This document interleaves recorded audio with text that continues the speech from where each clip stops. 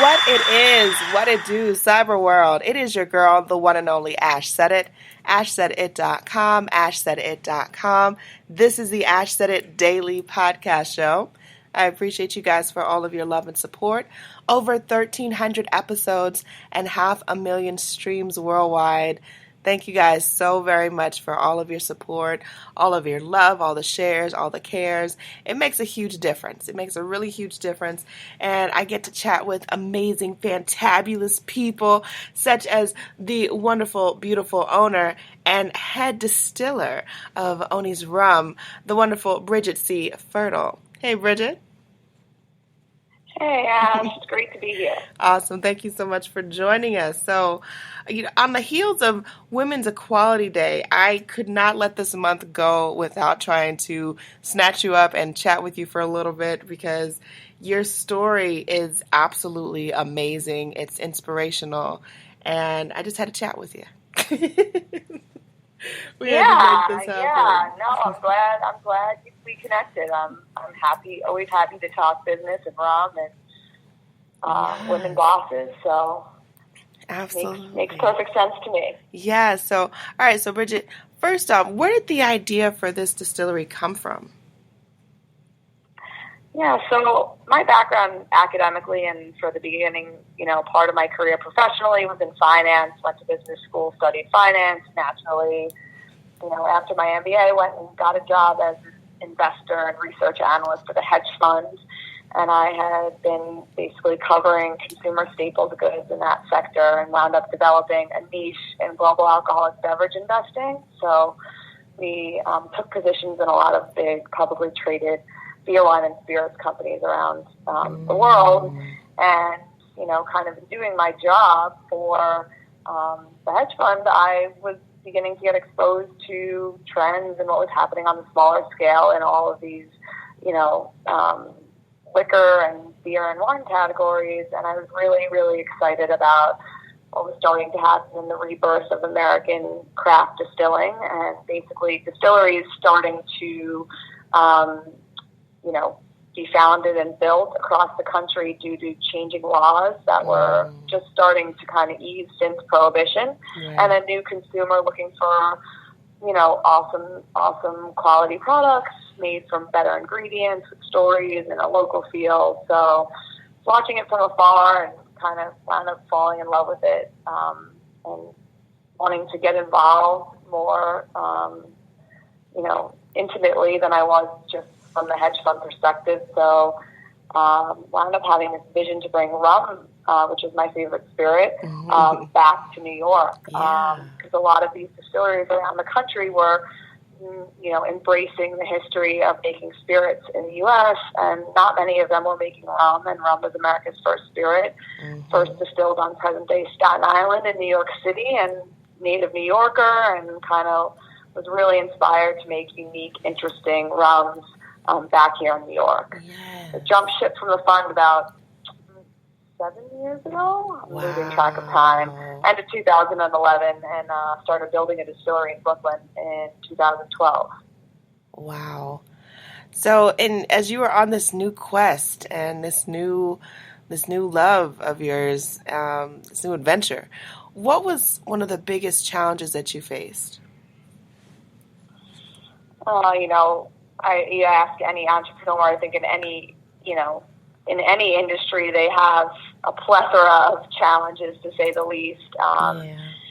So some of the biggest ones for us have been just navigating. It's a very capital-intense business, meaning it requires a lot of money, not only from an overhead perspective, manufacturing, but also from sales and marketing perspective.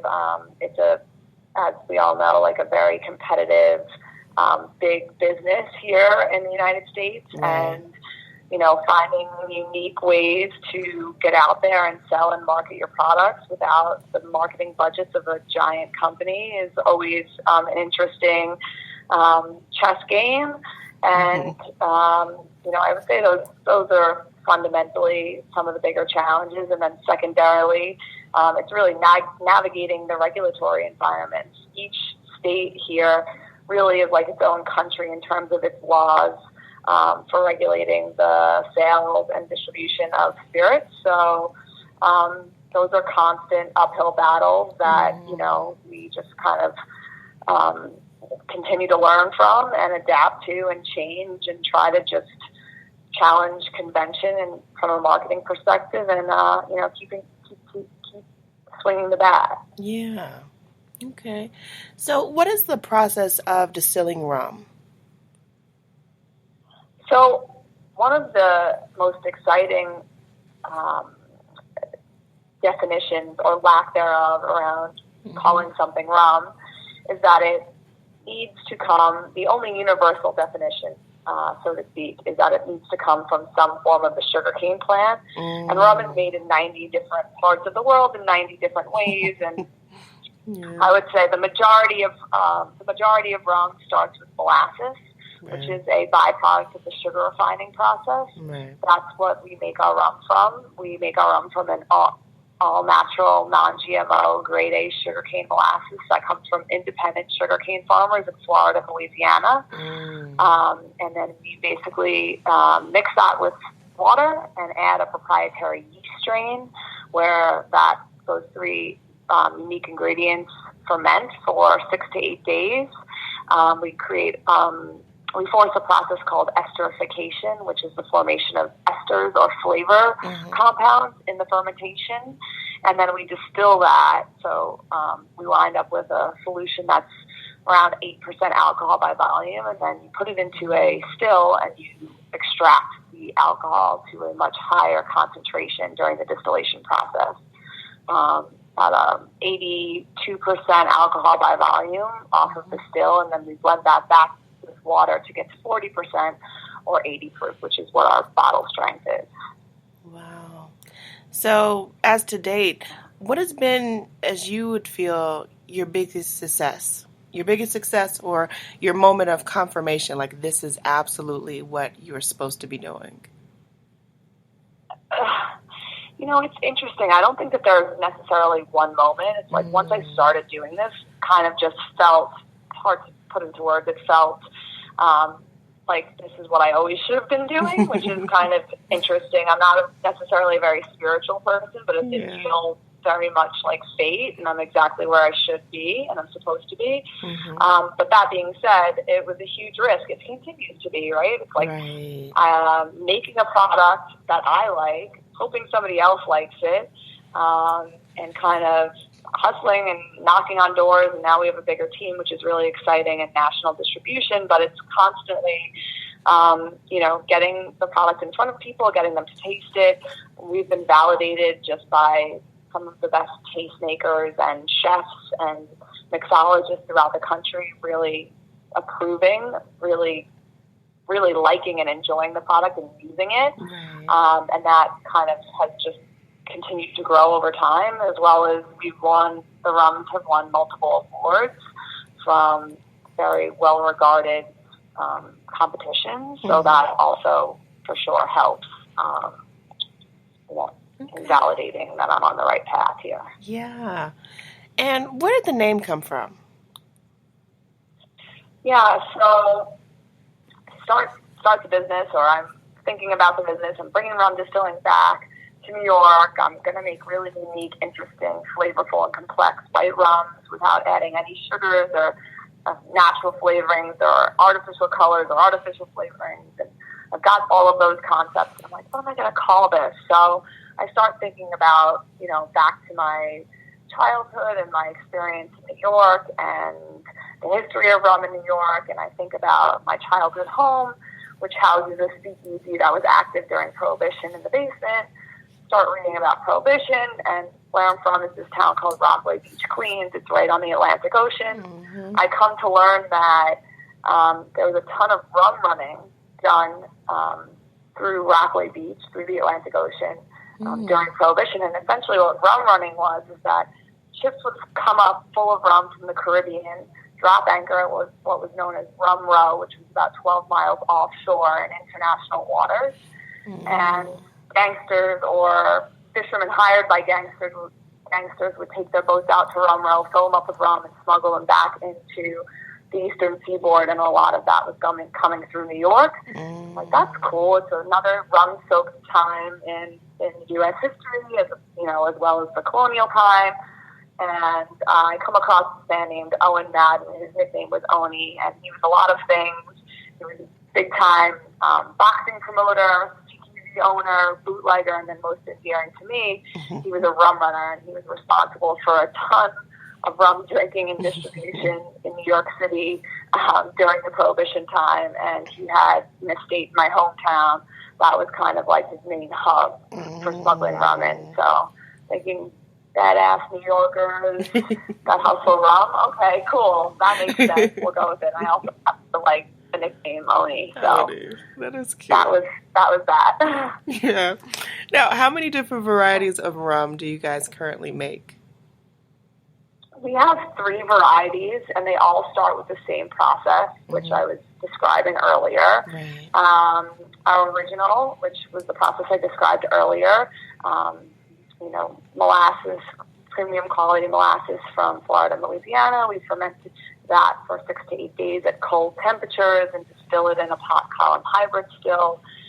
That becomes the feedstock for original, which is bottled at 80 proof or 40% alcohol. That also becomes the feedstock for our second release, which is an overproof. So same exact process, but we just blend it down with less water at the end. So we bottle that at 130 proof or 65% alcohol by volume. And it's really cool that these two rums, same exact ingredients, same exact production, just less water added at the end, can be so distinct in flavor and aroma. And our most recent release, which is becoming our flagship, it's nationally distributed, is actually a blend of our original and a rum from the Dominican Republic that's made from fresh pressed sugarcane juice, and it's aged for 2 years in ex-bourbon barrels. So we ship that up to the distillery in New York at cask strength, and we blend it with our still-proof original, and then when we blend that combination down to 80 proof or 40% alcohol by volume, and it's really interesting. It pays a bit of homage to the Caribbean, which is responsible for so much awesome rum and so much history. Yeah. It also incorporates an aged product into our portfolio, so a lot of like traditional baking spice, caramel, vanilla notes that you get from a barrel, balanced with the funk and like gritty edge of our original. And a lot of also the inspiration comes back to Owney for that. So one of the big time practices of the rum runners was to smuggle in, typically from Cuba, from Havana, aged reserves, and then they would blend them with locally distilled spirit to extend those precious aged reserves. So I had that a little bit in mind when I was creating this most recent product as well. Wow. So last but certainly not least, Bridget, for my listeners that are global, I have a global audience and people are listening everywhere right now. For those people that want to experience Owney's rum, what's the best way for them to get that experience? Yeah, so I would suggest kind of connecting with us on the internet. So if you'd like to purchase a bottle, which is always a great way to experience the rum, if you go to Owneys.com, OWNEYS.com. There's a store locator there, so you can, enter your address and find out where locally you can either purchase a bottle or purchase a drink. And then I'd also highly recommend following us on social media. So our handle is at Owneys Rum, OWNEYSRUM. And, that's kind of the best way to stay in touch at the moment, and hopefully, the dream gets realized, and we're a household name over time. Absolutely, Bridget. Thank you so much for joining us today. Like I said, just knowing that this was your brainchild, and now it's slowly but surely absolutely taking over, and you're getting more and more supporters on a global scale. It's incredible. It's absolutely incredible, and we absolutely appreciate you and your team, because I know that it takes more than just one person to help these things come together. So kudos to you. Totally, and thank you so much for having me. as you were saying, opening up the podcast, like, I appreciate everyone out there listening and trying to get the word out and just getting more people to talk about rum, drink more rum, and hopefully Owneys as well as you're doing so. Yes, absolutely. And I appreciate you guys for all of your support. Keep in mind, anyone to tell you that you can't do what you want to do, you look them square in the face, you tell them, don't believe me, just watch. Watch what I do. Watch me make it happen. Watch me make history. That's what we're doing this for, the history books. Social media is nice, but real life is way better. Until next time, you guys.